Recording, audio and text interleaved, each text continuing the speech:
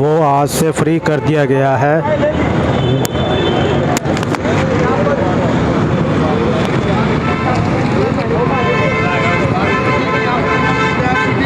Live बातचीत करेंगे। यहाँ पर देखिए आप, भारतीय किसान यूनियन ने जो है मोर्चा संभाला हुआ है। आज भारतीय किसान यूनियन ने मोर्चा संभाला हुआ है टोल प्लाजा।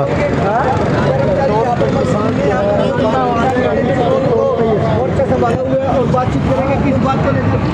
सर नमस्कार, आज आप लोगों ने जो है टोल फ्री क्या मुद्दे हैं? हम सरकार को बता देना चाहते हैं कि आंदोलन हमने स्थगित किया था, खत्म नहीं किया।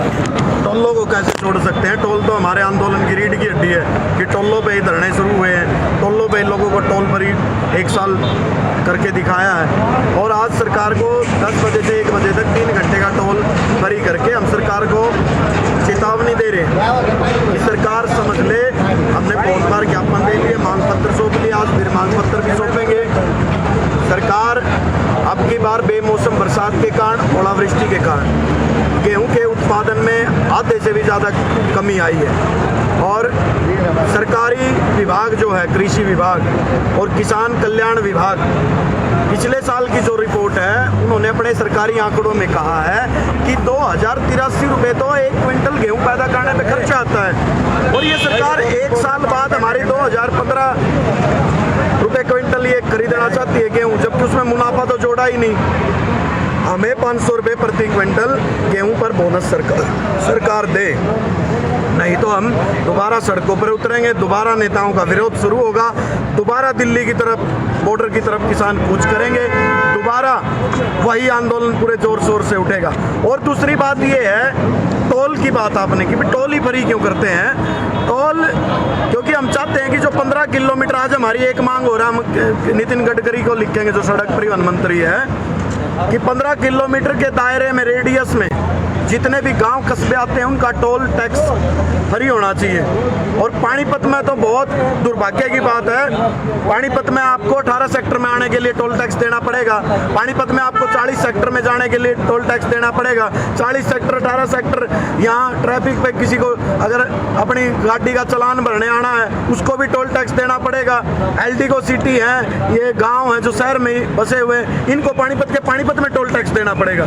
और उधर आप पानीपत से आगे जाओगे टोल टैक्स देंगे, गरोंडा 15 किलोमीटर पे आपको टोल टैक्स देना पड़ेगा। उधर आप रोहतक जाओगे, रोहतक पे डार में आपको यहाँ पानीपत से 8 किलोमीटर 10 किलोमीटर मुश्किल से पड़ता है, वहाँ टोल टैक्स देना पड़ेगा।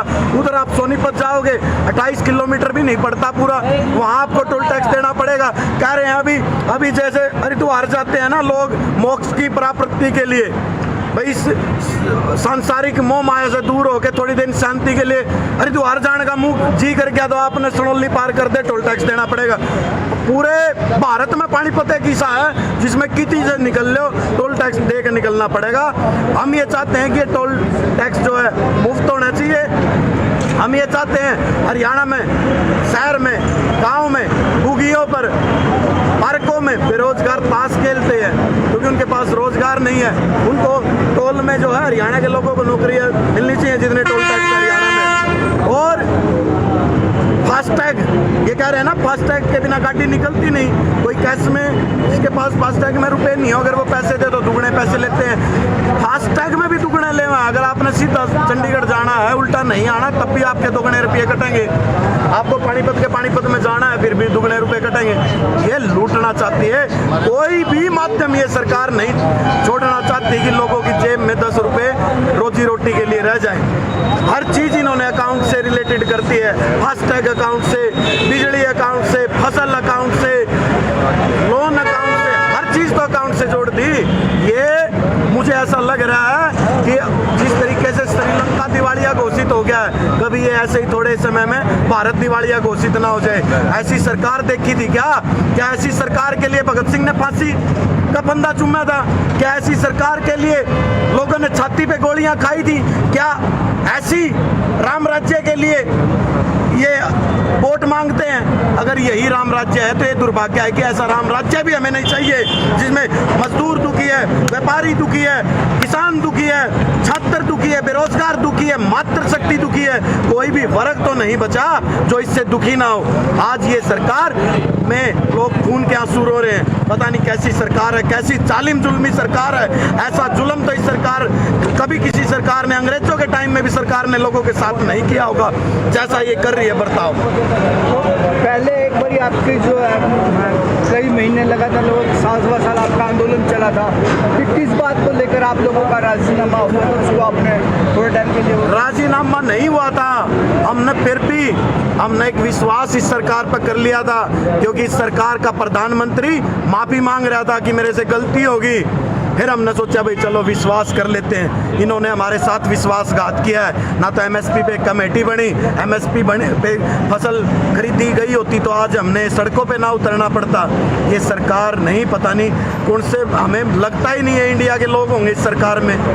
थाईलैंड से आई हुई सरकार लग रही है। इतने जालिम सरकार तो कभी देखी नहीं। विश्वासघात इस सरकार ने किया।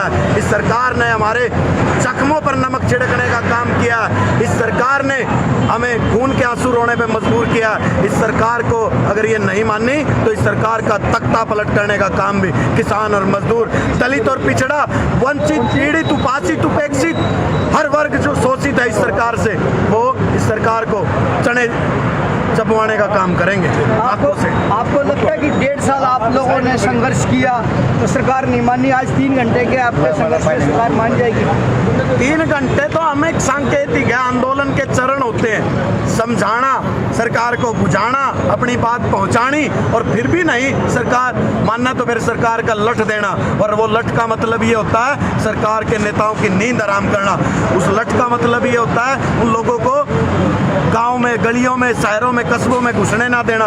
वो लठ वो होता है कि मुख्यमंत्री का हेलीकॉप्टर भी जिस राज्य का वो मुख्यमंत्री है वहाँ उतर नहीं पाता, वो लठ वो होता है, वो प्रेशर वो होता है। तो आपको लगता है कि मतलब अब जैसे आप लोगों ने जो है थोड़ा टाइम के लिए बैक आ गए थे, तो वही सरकार के नेता मंत्री लोग दोबारा फंक्शनों में आने लग गए थे, तो कहीं ना कहीं आपको हल्के में नहीं लेंगे? हमने इनकी गलती थोड़ी माफ करी थी। आंदोलन खत्म नहीं हुआ, आंदोलन कुछ टाइम के लिए स्थगित हो गया था, पोस्टपोन हो गया था। दोबारा फिर सड़कों पर उतर जाएंगे। जब तक शरीर में खून का आखिरी कतरा है, जब तक हमारे अंदर सांस है, तब तक अन्याय, जुल्म, शोषण के खिलाफ हम देशभक्त लोग, हम राष्ट्रवादी लोग, हम क्रांतिकारी लोग लड़ेंगे। तो ये तो था आज आपका 3 घंटे का सांकेतिक धरना। आगे की क्या प्लानिंग बनाई है, कुछ है? आगे की जैसे हमारे राष्ट्रीय अध्यक्ष सरदार गुरनाम सिंह सडोनी जी आदेश देंगे, उनके आदेश का हम पैरा देंगे। जो हमारी सीनियर लीडरशिप जो फैसला करेगी उसी फैसले को अमल में लाएंगे, उसी को धरातल में अमल में लाएंगे। क्या नाम है? सुधीर जाखड़, जिला अध्यक्ष भारतीय किसान यूनियन पार्टी। तो ये थे सुधीर जाखड़।